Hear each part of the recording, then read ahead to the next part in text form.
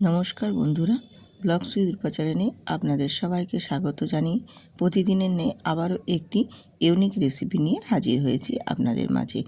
এই রেসিপিটি ভীষণই সুস্বাদু এবং খেতেও ভীষণ ভালো, এত টেস্টি এবং এতটাই সুন্দর বানানো যে যে কেউ একবার দেখলেই বানিয়ে নিতে পারবে এই সুন্দর একটি রেসিপি।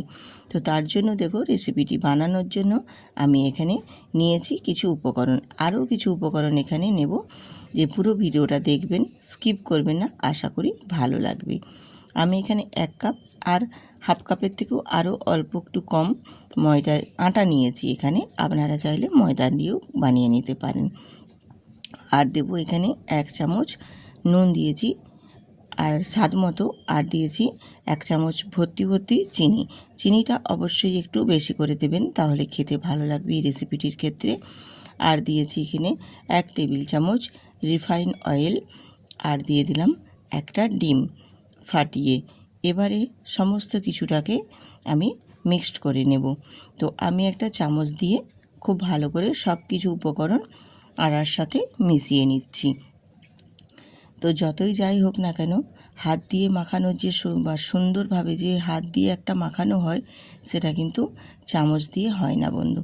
যেহেতু ডিম আছে, সেক্ষেত্রে আমি প্রথম ক্ষেত্রে একটু চামচ দিয়ে সব কিছুটাকে খুব ভালো করে মিক্সড করে নিলাম।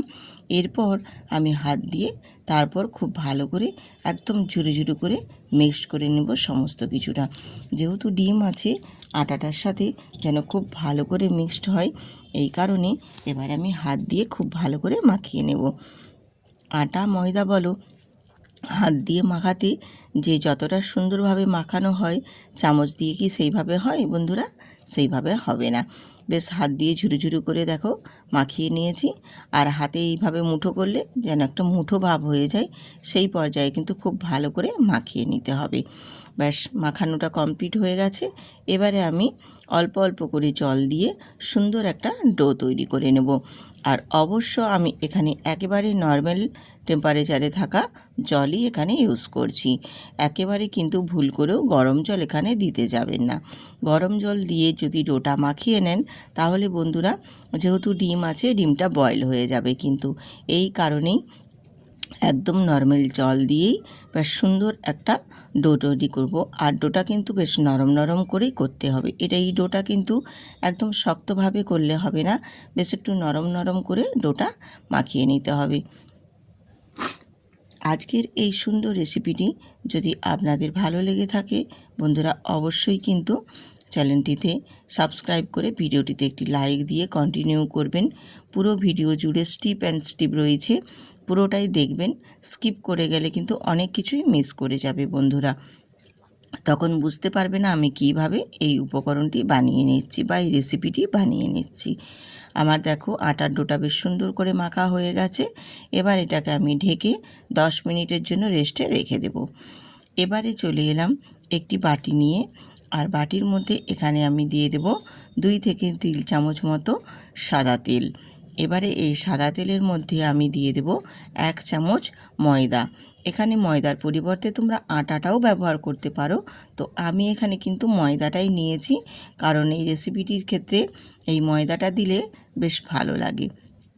আর ময়দাটা দিলে বেশ স্মুথভাবে কিন্তু এই তেল আর ময়দার মিশ্রণটা হয়, এই কারণেই আমি ময়দাটা দিয়েছি। আপনারা চাইলে এখানে আটাও দিতে পারেন। আর আমি যে পুরো রেসিপি জুড়ে আজকে যে রেসিপিটি আপনাদের দেখিচ্ছি, সেটাও আমি আটা দিয়ে বানিয়ে নিচ্ছি একদম। আপনারা চাইলে ময়দা দিয়েও করে নিতে পারেন, ভীষণ সুন্দর হয় খেতে। আমি 10 মিনিট পর ফিরে এলাম। ডোটা দেখো কত সুন্দরভাবে একদম নরম হয়ে গেছে। দেখো কতটা সফট এবং কতটা নরম হয়েছে, সেটা আশা করি দেখলেই বুঝতে পারবেন। এইভাবে ডোটাকে বেশ সুন্দর করে একদম নরম করে মেখে নিতে হবে। এরপর আমি একটু হাতে আবারও একটু ঠেসে ঠেসে একটু মেখে নিয়ে তারপর এর থেকে কিছু নেচি কেটে নেব। তো অবশ্যই আপনারা এইভাবেই বন্ধুরা বানানোর চেষ্টা করবেন। একবারে খুব সহজ এবং খুবই কম সময়ের মধ্যে রেডি হয়ে যাবে।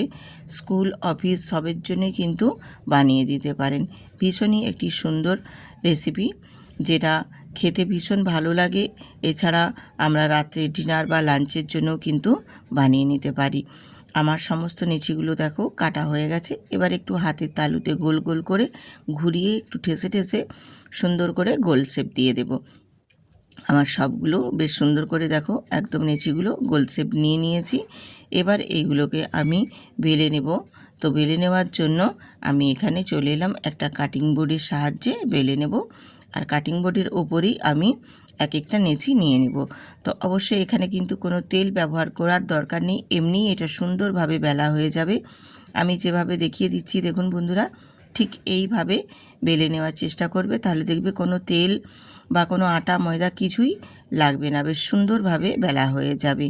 এবারে আমি এখানে একটা নেচি নিয়ে বেশ সুন্দর করে বেলে নিচ্ছি। তো খুব পাতলাও করার দরকার নেই আর খুব মোটাও করার দরকার নেই, ঠিক যেইভাবে আমি দেখাচ্ছি এইভাবেই বানিয়ে নেবেন। আর এখানে দেখো যে আমি ময়দা আর তেলের মিশ্রণটা রেডি করেছিলাম, এবারে এটা আমার এখানে কাজে লাগছে। দেখো আমি এই মিশ্রণটা থেকে 1 চামচ দিয়ে দিলাম, যদি প্রয়োজনে লাগে আরও 1 চামচ দেব। দিয়ে বেশ সুন্দর করে এটাকে পুরো এই রুটির মধ্যে লাগিয়ে নেব। ঠিক সুন্দর করে এইভাবেই কিন্তু একদম লাগিয়ে নিতে হবে। বেশ ভালো মতো দেখো একদম লাগানো হয়ে গেছে। এবারে এটাকে আমি ফোল্ড করে নেব। আমি যেই রকমভাবে ফোল্ড করে তোমাদের দেখিয়ে দিচ্ছি বন্ধুরা, ঠিক এই রকম একই প্রসেসে এই রকমভাবে ফোল্ড করে নেবে, তাহলে দেখবে ফোল্ডটা করতে সুবিধা হবে। আর ভেতরে যে ময়দা আর তেলের মিশ্রণটা থাকবে ওটাও বেশ ভালো মতো ভেতরে থাকবে। আর বেলে নেওয়ার ক্ষেত্রে একটু দেখে আস্তে সুস্তে বেলে নিতে হবে, যাতে ভেতরে যে তেলটা থাকে এই তেলটা থাকলে অনেক ক্ষেত্রে বেরিয়ে আসে, তো একটু আস্তে সুস্তে বেলে নিতে হবে। ঠিক একটুই হাতে চেপে দেখো আমি একটু সাইজ দিয়ে দিচ্ছি বা সাইজটা করে নিচ্ছি, দিয়ে খুব ভালো করে বেলে নেব। এই রকমভাবে বন্ধুরা একবার এই পরোটাগুলো বানিয়ে দেখুন, কী যে ভালো লাগে খেতে, এত সুস্বাদু হয় আর এত নরম সফট এবং এত স্পঞ্জের মতো হবে যে আপনারা দেখলেই অবাক হয়ে যাবেন। শুধুমাত্র জাস্ট দুটো আঙুল দিয়ে ধরবেন, তাতেই কিন্তু একদম দুখণ্ড হয়ে যাবে। এত সফট এবং এতটাই নরম হয় এই সুন্দর পরোটাগুলো। একবার হলেও বন্ধুরা বাড়িতে বানিয়ে দেখবেন, তারপর আমাকে কমেন্ট বক্সে কমেন্ট করে জানাবেন যে কতটা সুন্দর হয়েছিল। এত ভালো লাগে, আর বানানো যে খুব কঠিন সেটাও নয় বন্ধুরা, খুবই ইজিভাবে দেখো বানানো হয়ে রেডি হয়ে যাবে। আমার একটা পরোটা এখানে আমি বেলে রেডি করে নিয়েছি। এবারে আমি আরেকটা পরোটাও ঠিক একই প্রসেসে বেলে নিচ্ছি। দেখো তেলটা লাগিয়ে নিয়েছি, তারপর এবারে এইভাবে একই রকমভাবে ফোল্ড করে গোল শেপ দিয়ে দিলে খুবই ভালো হয়, তাহলে পরোটাটাও বেশ গোল মতো হবে। এইভাবে চেষ্টা করবেন। আমার প্রথমেরটা ঠিক গোল একেবারে আসেনি, কিন্তু আমি দ্বিতীয়টা একবারে গোলভাবে করার চেষ্টা করছি, তার জন্য আমি নেচিটা প্রথমে আগে গোলভাবেই করে নিয়েছি, তারপর বেশ আস্তে আস্তে করে দেখো একদম গোল শেপ দেওয়ার চেষ্টা করছি। তো আপনারাও চেষ্টা করবেন গোল শেপ দেওয়ার। যদি গোল না হয় একেবারে একটু নিচপিচ হবে, সেটা কোনো ব্যাপার না। দিয়ে এবারে এইটাও আমি বেলে নিলাম একই রকমভাবে পরোটাগুলো। তো আমার সব একই রকমভাবে এই রকম সমস্ত পরোটাগুলো রেডি করে নিয়ে তারপর চলে আসব ভেজে নেওয়ার জন্য। আর ভেজে নেওয়ার জন্য আমি আগে থেকেই তাওয়াটা গ্যাসে বসিয়ে একটু তাওয়াটা গরম করে নিয়েছিলাম। এবার এই গরম তাওয়ার মধ্যে আমি একটা পরোটা দিয়ে দিয়েছি, দিয়ে একটা পাশ হালকা করে ভেজে নেওয়ার পর আমি উল্টে দিয়েছি অপর পাশটাও ভেজে নেওয়ার জন্য।